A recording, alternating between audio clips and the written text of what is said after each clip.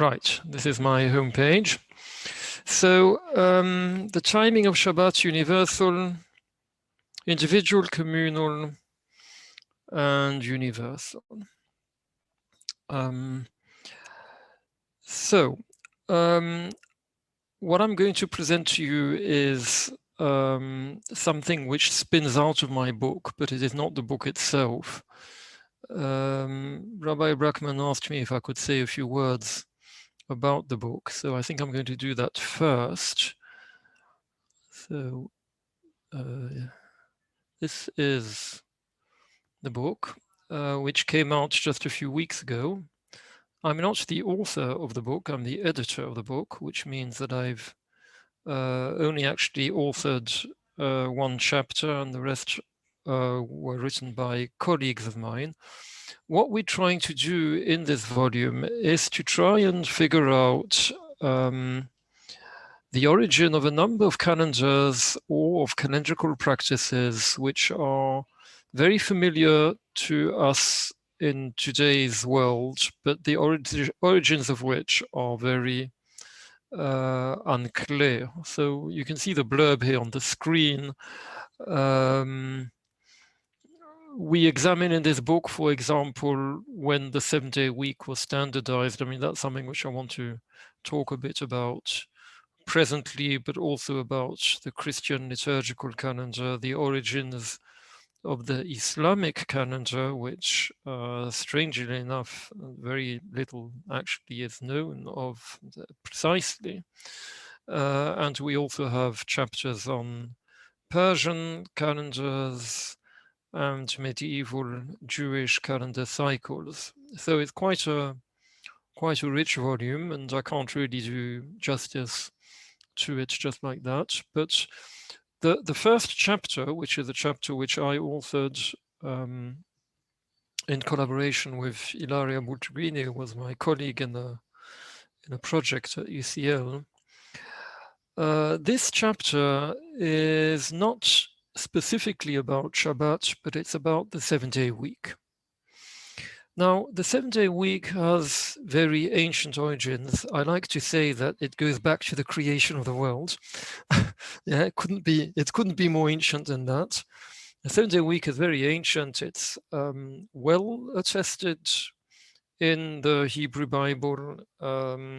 It obviously has a very old history, and one can assume that the ancient Israelites observed the Shabbat and therefore reckoned a 7-day week at various times through its history. Of course, they didn't always follow the law of Moses entirely as they should, but whenever they did, one imagines that the Shabbat was an important part of the observances.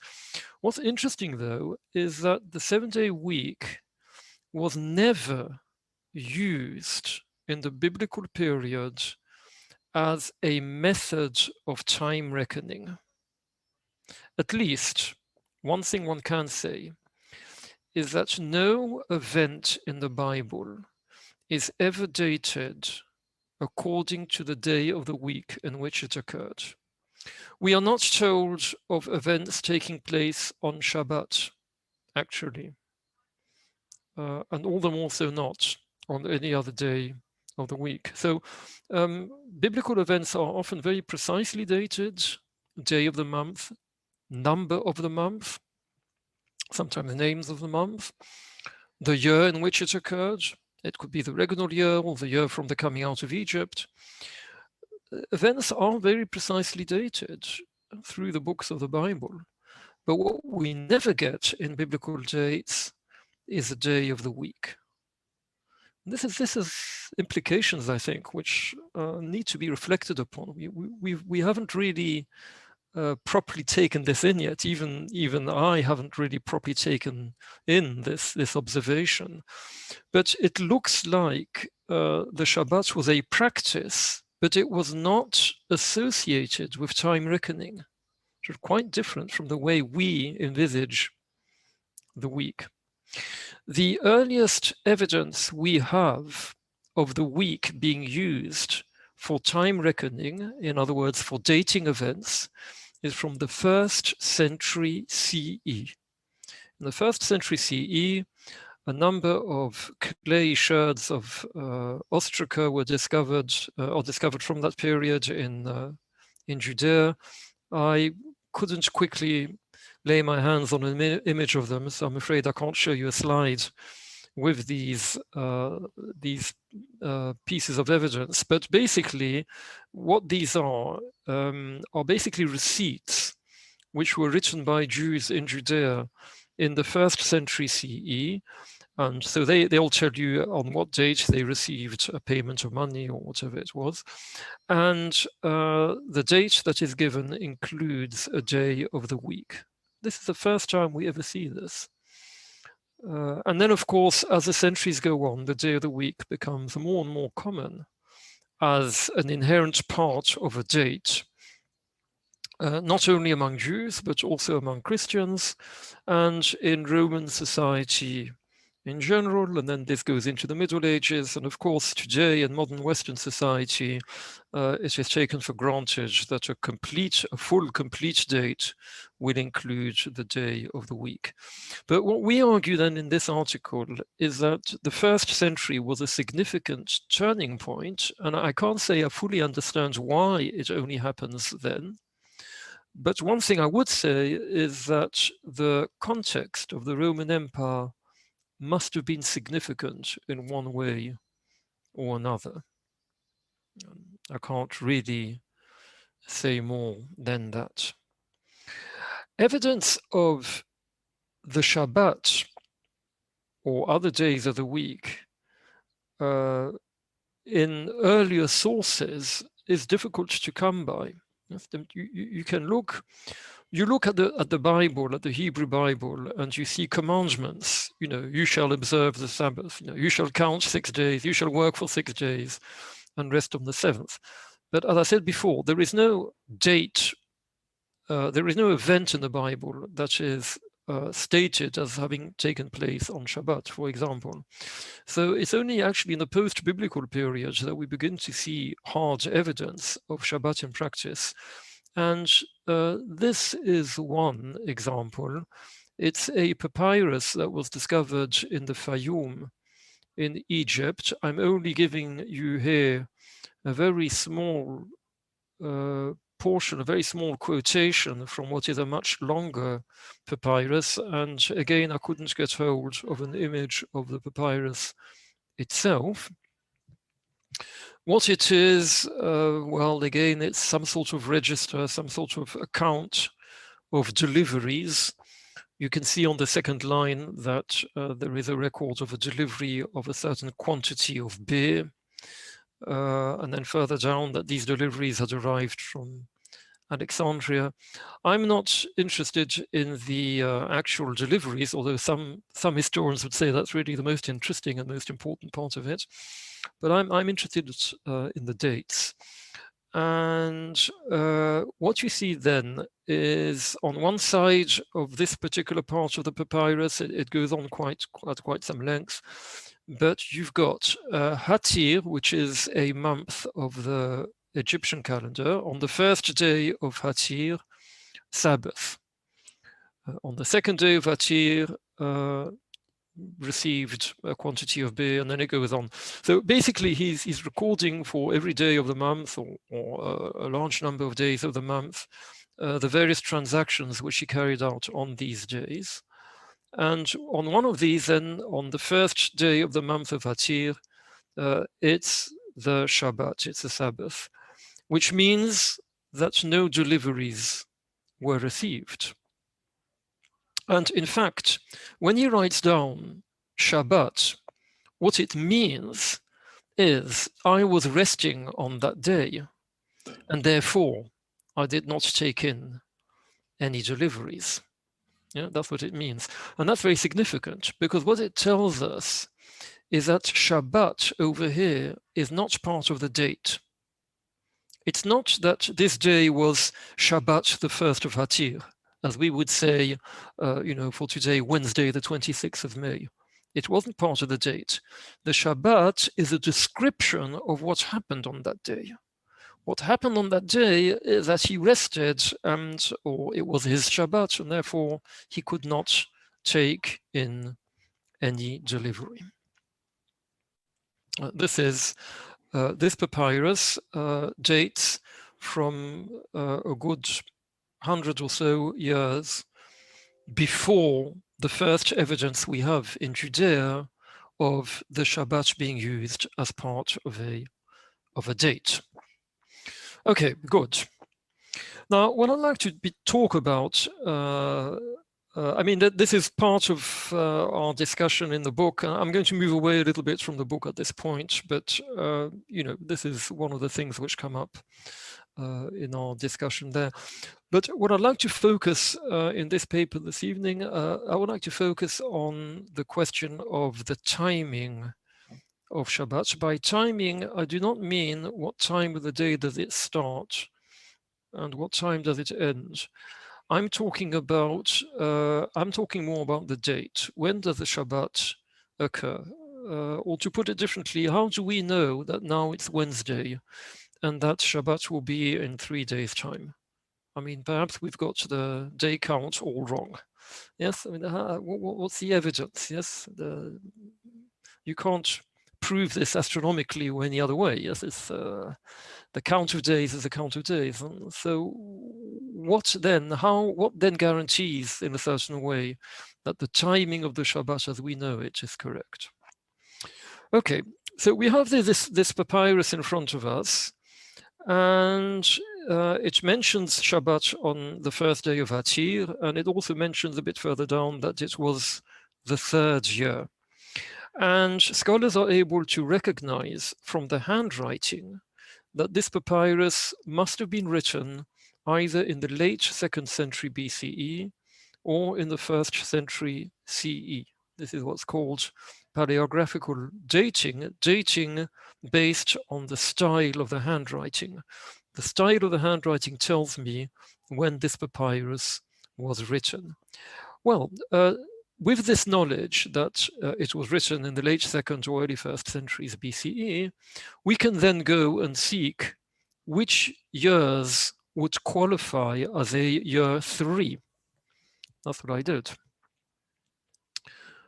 And I got a very limited number of options. It could either be the 3rd year of Ptolemy the 9th, or it could be the 3rd year of Ptolemy the 12th. More far-fetched would be the 3rd year of Berenice the 4th, or of Cleopatra the 7th. They are really outside our period because the handwriting suggests that the document was written earlier. But just to be on the safe side, I've included all possible options available. And what you can immediately see in the little chart which I've just brought up on the screen is that Hatir the 1st in any of these years was not a Saturday. It was either a Wednesday or a Thursday or a Friday or again a Friday. So what's happening here is something very strange, that the Jew, because it is most presumably a Jew, it can only be a Jew, who wrote this record of deliveries and who indicated that on one day it was Shabbat, that seems to have observed Shabbat on the wrong day. Or, to put it differently, on a day which we, retrospectively, would have reckoned as something different at another day of the week. And this opens up a very interesting question, which is to what extent can we assume that Jews in antiquity reckoned the Shabbat in phase with our reckoning today? And if they didn't, why did this happen? And one could perhaps ask, how did it then get changed to sort of click into our scheme? What's gone on here?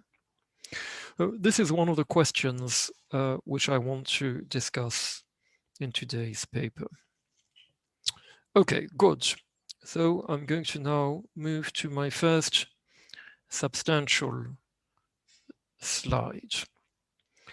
I would like to argue that the Shabbat in the Bible operates on three levels. The individual level, which could also be expanded to the domestic. When I say individual, I mean a small unit. It doesn't have to be a single person. Then the social level, which one could call communal, which involves a much larger group. One could say the entirety of the people of Israel. And the third level is universal or cosmic.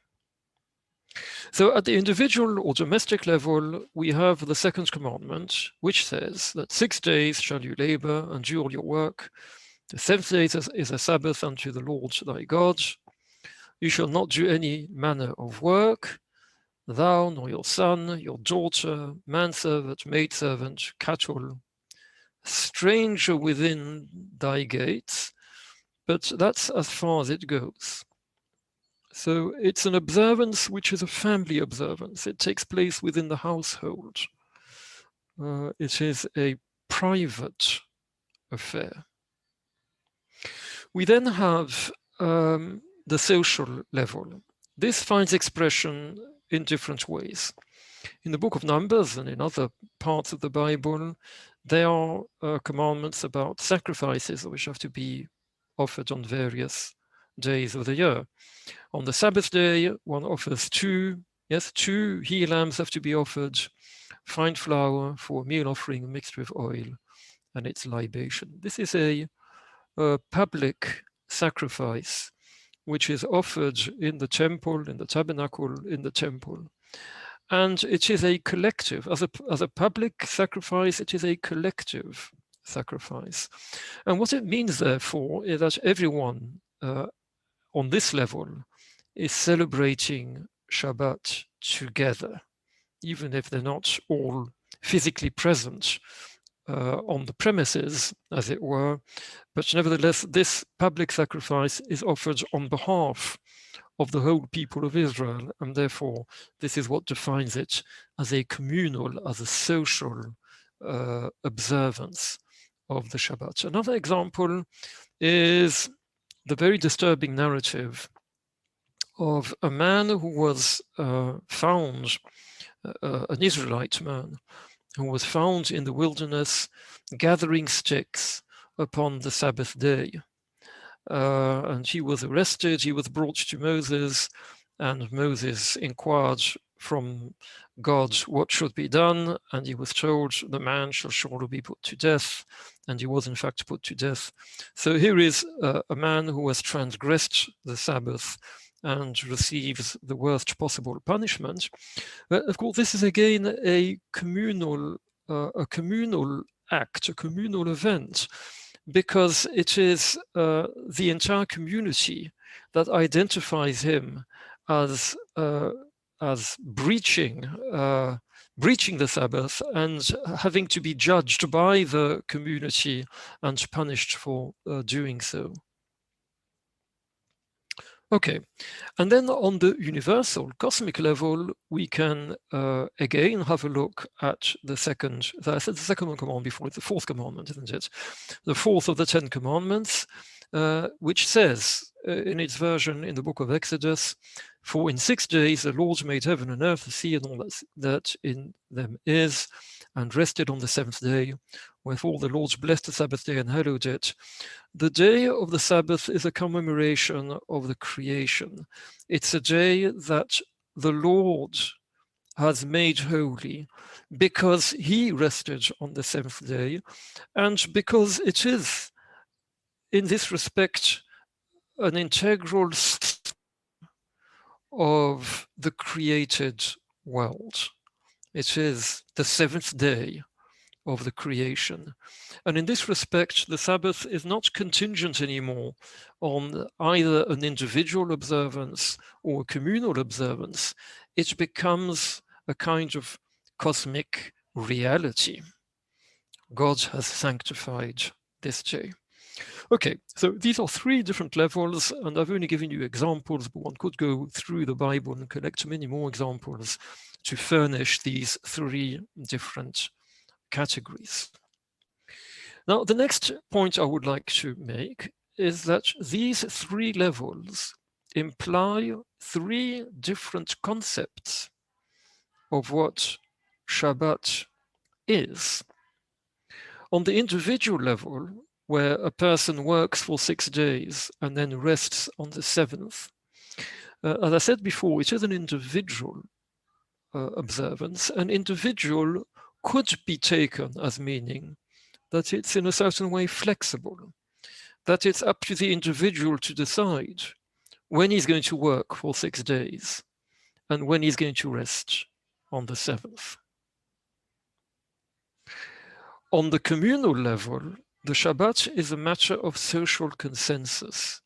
Everybody has to agree when the day of Shabbat will be. Because if within society some people do it on one day and other people do it on the other, there will be a disagreement as to when to bring the public sacrifice. And it will never work, in other words. In order for it to be possible to bring collectively a sacrifice, there has to be a consensus on when the Shabbat occurs. And the same applies to the arrest of the Sabbath desecrator. It would have been no good for the Sabbath desecrator, the Mekoshesh Etzim, to say, oh, but wait a minute, I do Shabbat differently. For me, it's Wednesday today. It's not. That would not have washed that kind of argument. The Shabbat is the same for everyone. It is a communal, consensual practice. If one person transgresses it, he's got no excuse. That is the communal level.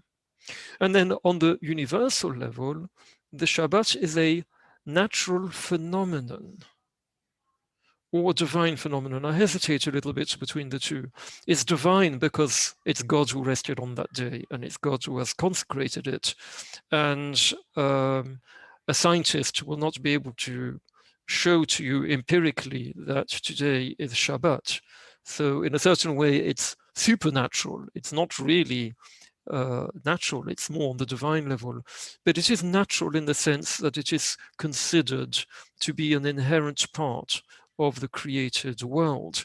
And you see this, for example, in the story of the manna, where the manna fell in the desert on all days of the week and then stopped on the Shabbat.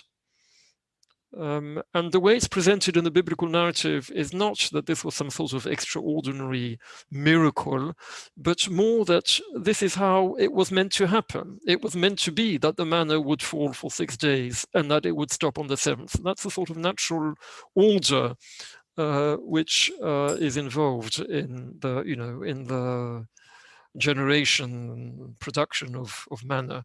So that's possibly another example of the universal natural nature of Shabbat. The three different concepts of what Shabbat depends on. Is it a flexible individual practice, or is it dependent on what society agrees to do, a social consensus, or is it something which is dictated by the natural divine order? What I would like to suggest is that all three levels, which are present in various ways in the Hebrew Bible, continue to persist through history in Jewish tradition. The social consensus one is perhaps the most obvious one, because to this date, Shabbat is in a certain way communally observed by all Jews around the world. It's interesting to note this, that in spite of all the sectarian differences that you have between Jews, yes, from extreme left-wing liberal to extreme right-wing Naturikata, and with the Karaites and other groups on the way, one thing everyone does seem to agree on, and that is on the time of Shabbat. Interesting observation, this.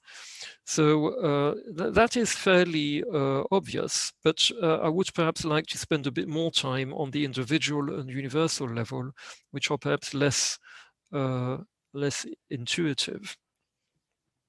One question that we can immediately ask, going back to the example we had before of this very interesting papyrus from Ptolemaic Egypt, is whether we should consider this deviant Shabbat date, if we are going to treat it as deviant, as symptomatic of an individual practice or of a communal practice. So is it just that this individual who was running this warehouse or whatever it was and taking in these deliveries all the time, is it that this is when he personally observed the Shabbat with his household, and it wasn't the same as when a modern person would have done it? Is that what's going on here? That this is his own private Shabbat, or is it that in the Fayum is a region in Lower Egypt. Fayum is a medieval and present-day name. In antiquity, it's known as the Arsinoite nome. Is it that the Jews who lived in that part of Egypt communally reckoned the Shabbat at this time, but in the very same period, the Jews who lived in Judea and in Jerusalem might have observed Shabbat on a different time?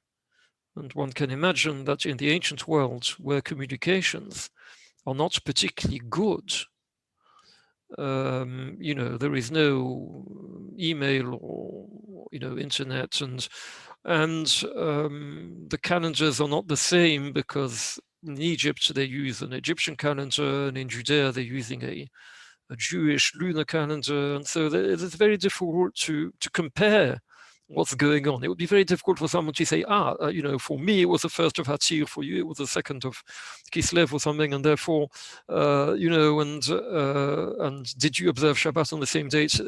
This sort of comparison would have been very difficult because of the very different calendars they were using, besides the fact that they lived at a distance from one another. So perhaps one could imagine that, diaspora Jews developed different practices communally, and ended up observing Shabbat on different days. These are questions which we have to ask ourselves. I think these are really very much open questions.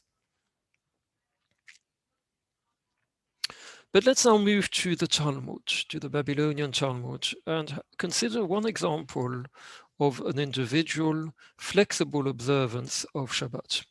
Excuse me just a minute while I take a drink.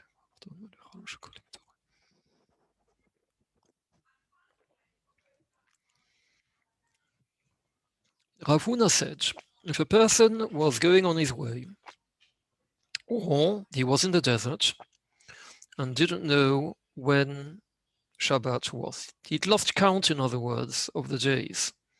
He's traveling long distance or somewhere in an isolated spot, and he's got mixed up, whatever, he's lost count of the days.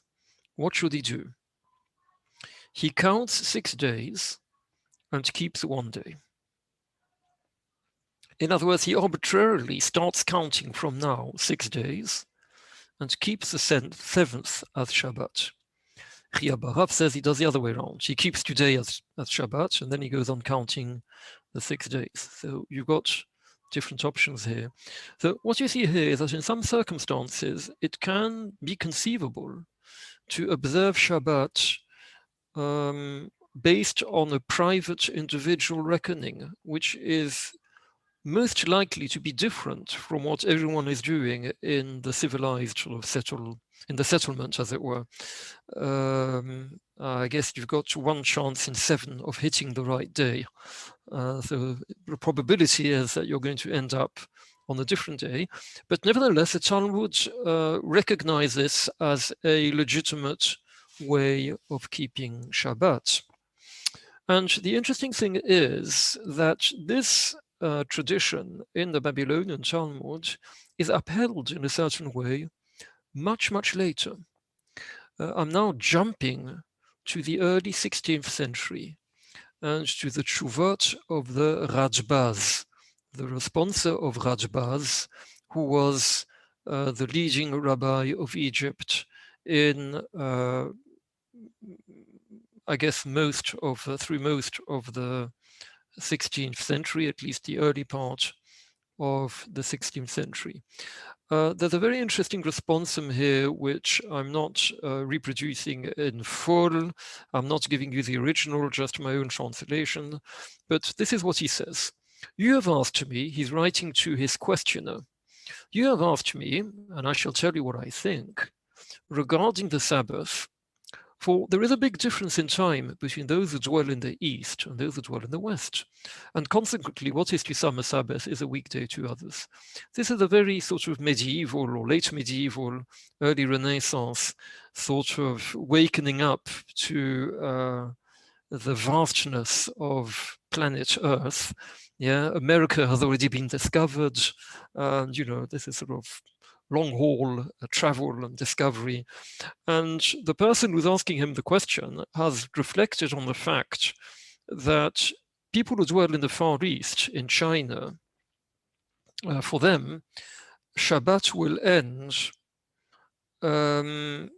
when in the West it's perhaps, Shabbat morning or even still Friday night. Yes, so that you will end up with people in China treating it as after Shabbat, so it's a weekday for them, whereas for other people in the world it is Shabbat. How can that be? Yeah, that's what the questioner was wondering about. How can this be this sort of differentiation? Response. This question, says the Radbaz, many honorable people have been perplexed by it. But I shall tell you what I think. And this is what he thinks. The Shabbat was handed over to every individual in Israel, as it says, for it is a sign between me and you. I guess he's playing on the singular. You here in the Hebrew, if I'm not mistaken, is in the singular. And just like the sign of the covenant, circumcision, is for every individual, yes, and it's called a sign, so the Sabbath, which is referred to as an ot, as a sign in this verse, is handed over to every individual. And since the Sabbath is handed over to every individual, wherever he is, he should count 6 days, and after the 6th, make Sabbath. It's an individual practice. And furthermore, they said in the Talmud that if he was going in the desert and didn't know when is Sabbath, he counts 6 days from the day when he lost count and sanctifies the 7th. Note that when he reaches a settlement and realizes that he made a mistake, yes, on the 1 to 7 probability that I referred to earlier, they didn't obligate him to bring a sin offering or guilt offering or to confess. When he comes to the settlement and realizes what the correct count is, so he just sort of goes back into the community and does what everyone else is doing. But he hasn't done anything wrong. Yes, he doesn't have to bring any expiation for this. This implies that he has fulfilled the commandment of the Sabbath when he was in the desert and he was counting it differently. And why is this? Because whoever does work for 6 days, says the Radbaz, and rests on 1 day, ultimately he has rested, shovet in Hebrew, and through this there is a remembrance of the creation. So a very remarkable text, this, quite a late one too, yes, early 16th century, in which the Radbaz recognizes the possibility for an individual to observe the Shabbat in his own time. And on that basis, he explains why it is that you can have some people in China who do it in one way and people in California who might be doing it differently. That doesn't matter because they are working for 6 days and resting on the 7th. Okay, so that's as much as there is to say for now about the tradition, which I'm suggesting runs in Judaism all the way through, the tradition of the individual, flexible observance of Shabbat. I'm skipping the communal one for reasons which I explained before, that we already are quite familiar with the communal consensual date of Shabbat. And I would like to reflect now on the universal, which means natural or divine dimension of Shabbat. And I'll start again from a passage in the Babylonian Talmud. Turnus Rufus, the wicked Roman governor, whatever he was, asked Rabbi Akiva, "Why is this day different from others?" He replied, "Why is this man different from others?" Yeah, he replied in kind. Yeah, you're taunting me about the Shabbat. I'll taunt you about your own position. Who says that you have to be a governor? He said, "Well, my master wanted it. The Roman emperor has appointed me as governor. What do you want of me?" Rabbi Akiva replied, "The Shabbat also, my master wanted it." He said, "This is what I mean. Who says that today is a Shabbat? How do you know that this day is Shabbat? There's no way of proving it. There is no empirical evidence. You can't, for example, point to any star or any astronomical position. There isn't. There is no natural correlation. There's nothing you can empirically use to demonstrate that you've got it right, that you've counted the days correctly. Who says that today is the Shabbat?" He replied, "The river Sambation proves it." And in a different version of this story, in the Midrash Genesis Rabbah, he explains, because the river Sambation drags stones the whole week and rests on the Shabbat. So if you go to the river Sambation, there's a little image of it on the right-hand side of the screen. If you go to the river Sambation, you will see that during the week it's throwing up stones, and on the Shabbat it rests, and that's a proof that today is Shabbat. That's one proof. Ghosts prove it. Again, in Bereshit Rabbah it says, because a ghost comes up every day of the week, but doesn't come up on the Shabbat. I never tried this myself, but apparently it works. And thirdly, your father's grave proves it. That was another way of polemically getting back at him. Why? Because it does not bring up smoke from Gehenna on the Shabbat. The whole week you can see smoke coming out of the grave. Those are the flames of Gehenna that are burning your father. But on the Shabbat, Gehenna takes a break and there is no smoke. So three pieces of evidence from the empirical world, as it were, that demonstrate that today is Shabbat. Interesting that you could argue that actually none of these three are natural phenomena. Sambation is a mythical river. Ghosts, well, you believe them or you don't. You believe in them or you don't. And Gehenna again is, none of these are things which are actually verified scientifically, so they are a little bit on the paranormal level. But then again, of course, the Shabbat itself is a bit of a paranormal phenomenon. Yes, it's a holy day. It's a sort of a more elevated day. It's of the creation, but it's not of the creation because nothing happened on that day. So it's sort of appropriate in a certain way that it's these three different items that should be proving the existence of Shabbat. But the significant point that I'm trying to emphasize is that Shabbat is not determined by either an individual or a community. What determines the date of Shabbat is the natural or the divine order. It's the order of the world, the universal order. Another example, again from the Babylonian Talmud. It was taught before Ravina. On a festival that coincides with the Sabbath, the following concluding blessing should be recited. Blessed is God who sanctifies Israel, the Shabbat and the festivals. Baruch Atah Hashem Mekadesh Israel, HaShabbat ve'Hazmanim. That was what was taught before Ravina. Ravina objected, do Israel sanctify the Sabbath? The Sabbath is already sanctified.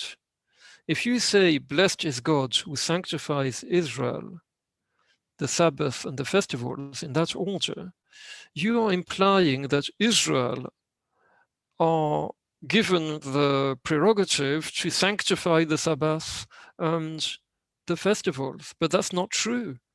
Israel do not sanctify the Sabbath.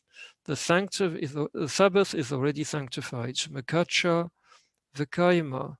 But rather say, Baruch atah Hashem, mekadesh Shabbat ve'Yisrael ve'Hazmanim. Sanctifies Shabbat, Israel, and the festivals, and that's the text that we recite, that you'll find in a prayer book, or Machzor, or a prayer book for the festivals.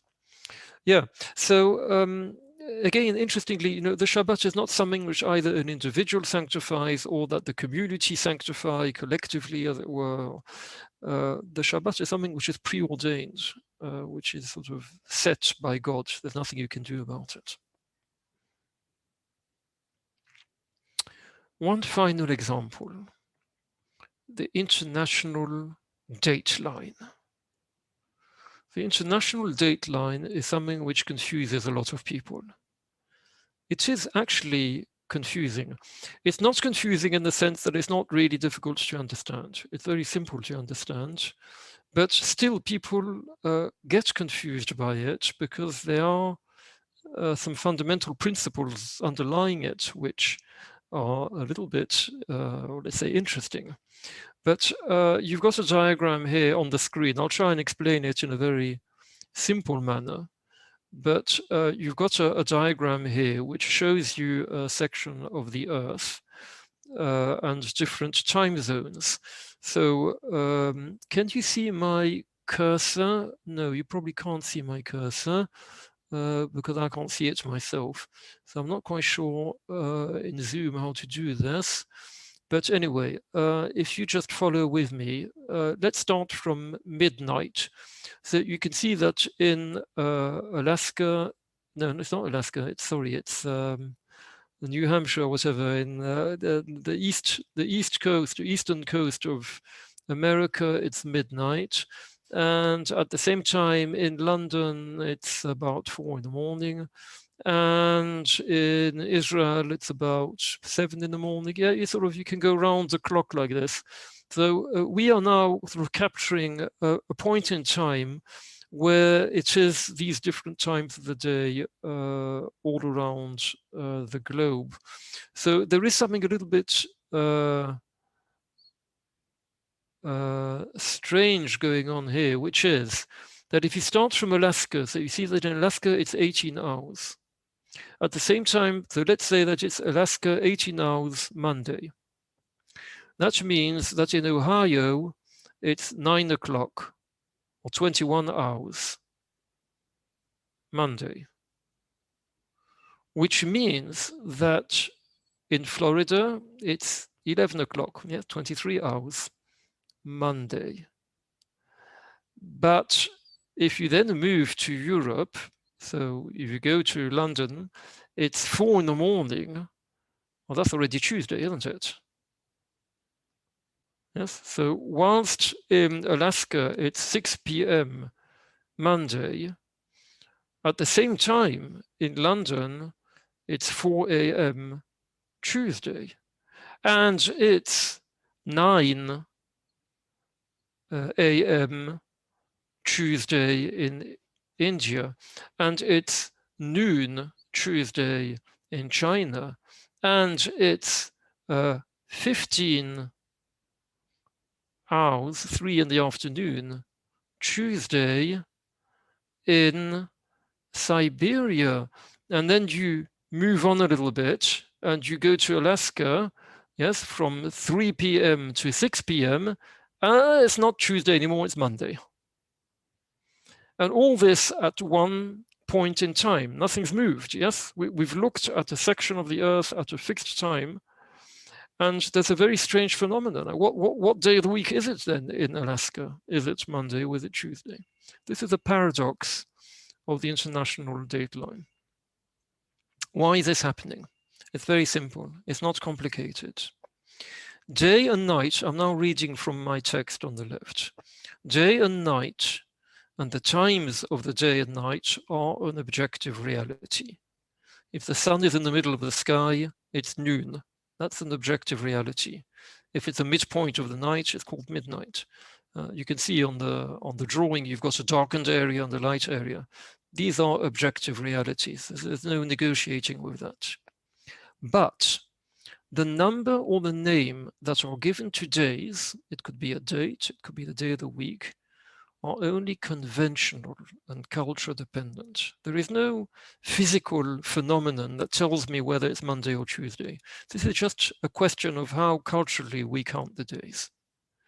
Whether it's day or night, you have to just look at the sky and you'll see straight away. Day and night is an objective fact.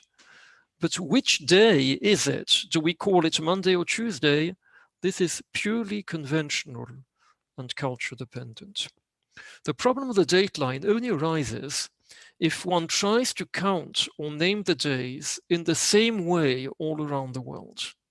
If you try to do that and you do what I just did before, which is to go all the way around the circle at a fixed point in time and to compare what's going on in other parts of the world, as we're talking now, what's going on in Alaska, what's going on in China, and comparing things, we'll be able to compare the times of the day. That won't be a problem. But if we try to count the same day or to name the same day all the way around, then we have a difficulty. That's how the problem of the dateline arises. So the dateline is an anomaly. It is a strange thing. But it is necessitated by the globalization of the 7-day week and of the calendar. It's only when you globalize the 7-day week and you expect everyone to do the same thing that you then have to artificially draw a line, which you see on the diagram in heavy red at the top. You have to draw an artificial line and decide that whoever crosses that line is going to have to change the day. This is only a result of globalization. The dateline in the Middle Ages, Christians and Jews. The problem of the dateline was first noted by Jews. Very interesting. The Jews are the inventors of the dateline. You never knew that, did you? Nobody ever thought of the dateline before Rabbi Yehuda Halevi wrote about it in his book Sefer HaKuzari. My suspicion is that he wasn't the first, that he took his ideas from somebody else, another Jew who must have been writing beforehand, but we don't know who this person is.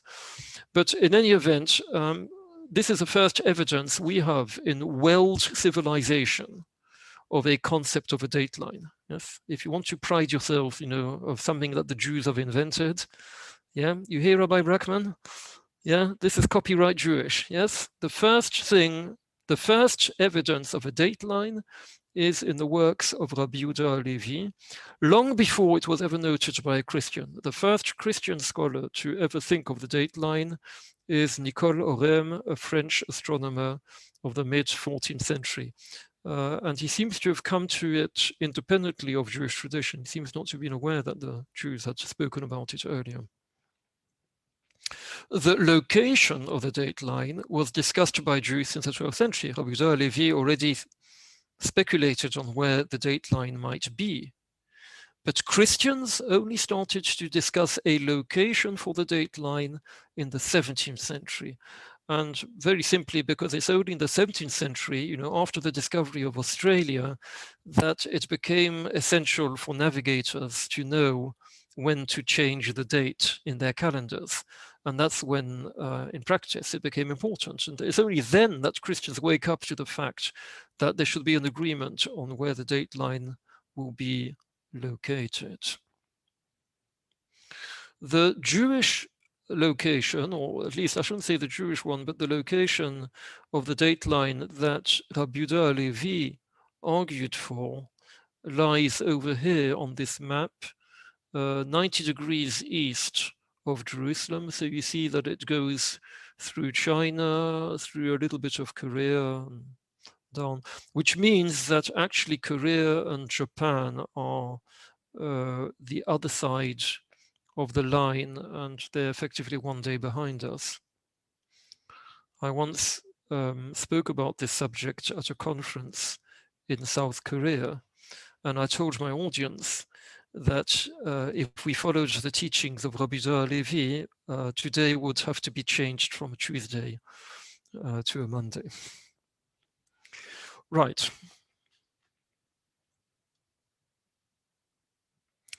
So basically what I'm trying to say is that in the Middle Ages, the dateline was a specifically Jewish concern. And I would like to suggest that it's because Jews and only Jews regarded the week and the Shabbat as a global phenomenon. The Shabbat meant something to the Jews that was probably much more important, and I would say essential. Can you hear me still?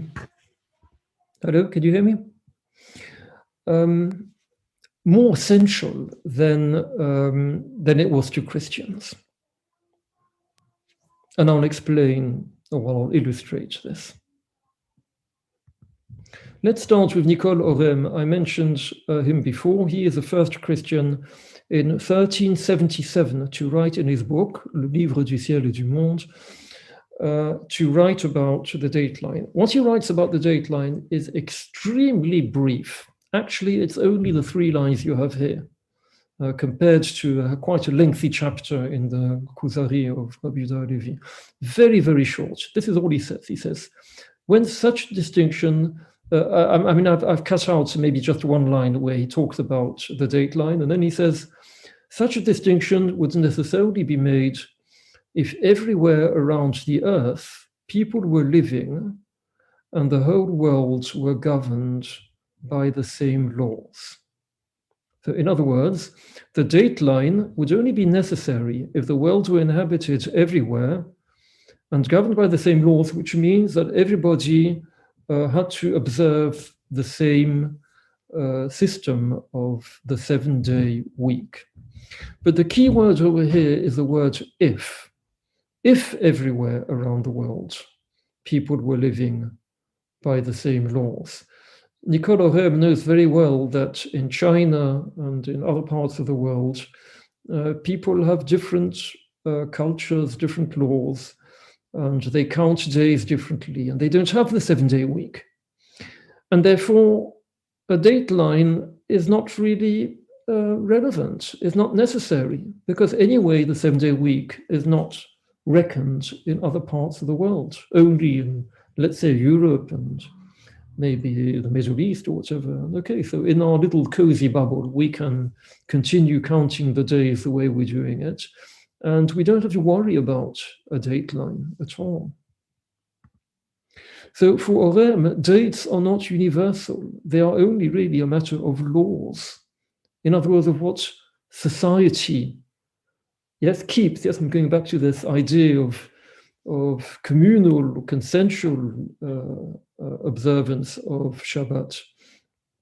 For Nicole Orem, cultural, legal relativism renders a dateline irrelevant.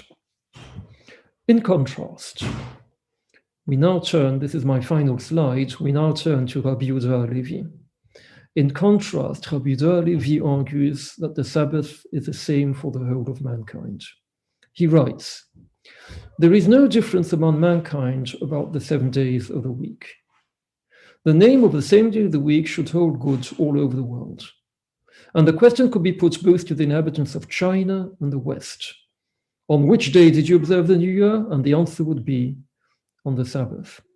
This is quite an extraordinary claim for someone to make in the early 12th century. If nowadays you told me, or I told you, that the 7 days of the week are the same across the whole of mankind and that everyone around the world does the same, I guess that would be true. This is the reality of modern global society. But in the early 12th century, I mean, the Chinese did not reckon a 7-day week, not at all. And, this assumption that everywhere around the world, mankind is reckoning 7 days is quite a bold assertion for someone to make. But this is what he says, or this is what he believes, actually. He believes that Shabbat is a universal practice.